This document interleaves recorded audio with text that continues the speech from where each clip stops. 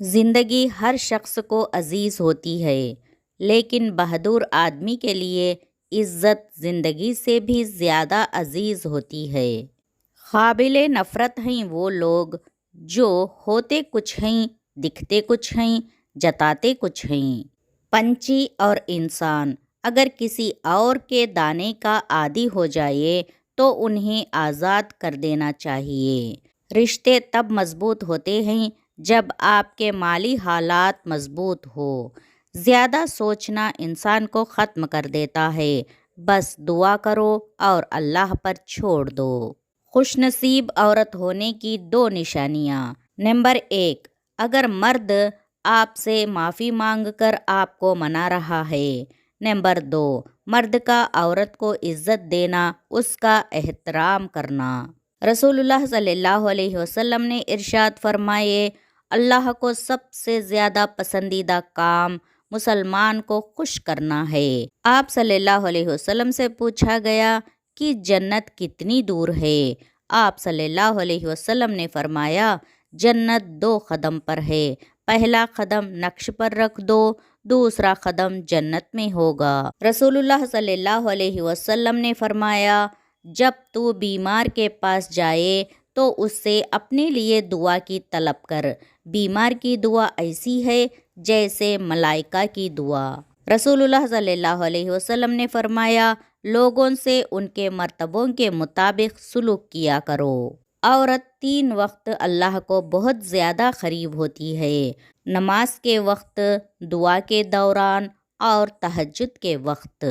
سیدنا ابو ہریرہ رضی اللہ تعالی عنہ کہتے ہیں کہ رسول اللہ صلی اللہ علیہ وسلم نے فرمایا، اللہ تعالیٰ اس شخص پر رحم فرمائے جو رات کو اٹھے اور نماز پڑھے اور اپنی بیوی کو بھی بیدار کرے، اگر وہ نہ اٹھے تو اس کے چہرے پر پانی کے چھینٹے مارے۔ اللہ تعالیٰ اس عورت پر رحم فرمائے جو رات کو اٹھ کر نماز پڑھے اور اپنے شوہر کو بھی جگائے، اگر وہ نہ اٹھے تو اس کے چہرے پر پانی کے چھینٹے مارے۔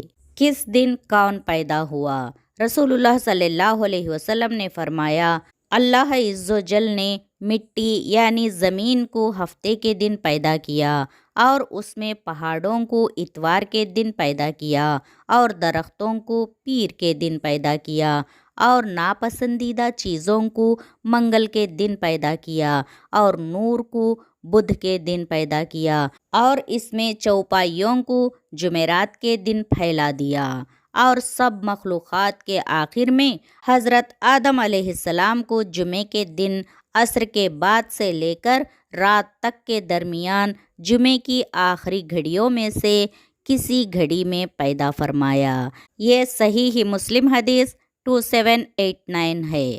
وضو سے پہلے بسم اللہ پڑھنا ضروری ہے۔ رسول اللہ صلی اللہ علیہ وسلم نے فرمایا، اس شخص کا وضو نہیں جو وضو کرتے وقت اللہ کا نام نہیں لیتا۔ فقیر کو پیسے دینے سے حضرت علی رضی اللہ تعالی عنہ نے کیوں منع فرمایا؟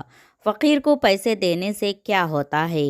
جو لوگ فقیر کو پیسے دیتے ہیں وہ حضرت علی رضی اللہ تعالی عنہ کا یہ فرمان سننے کے بعد کبھی بھی فقیروں کو پیسے نہیں دیں گے۔ ایک دفعہ حضرت علی رضی اللہ تعالی عنہ کچھ لوگوں کی محفل کے اندر بیٹھے تھے تو ایک شخص آیا اور کہا، اے علی رضی اللہ تعالی عنہ، میں ایک سوال کرنا چاہتا ہوں۔ میری کھجور کی دکان ہے اور میرے دکان پر دن کے اندر بہت سارے مانگنے والے آتے ہیں جن میں عورتیں اور مرد دونوں ہوتے ہیں، کیا میرا یہ ان کو پیسے دینا ٹھیک ہے؟ یہ سن کر حضرت علی نے فرمایا، اگر تمہارے پاس کوئی نوجوان آئے تو اسے مت دینا۔ اللہ نے اس کو جسم دی، طاقت دی، جوانی دی، لیکن اس نے اللہ سے مانگنے کے بجائے لوگوں کے آگے ہاتھ پھیلانا شروع کر دیا۔ اور اگر کوئی عورت مانگنے آئے تو اسے صدقہ سمجھ کر دے دینا۔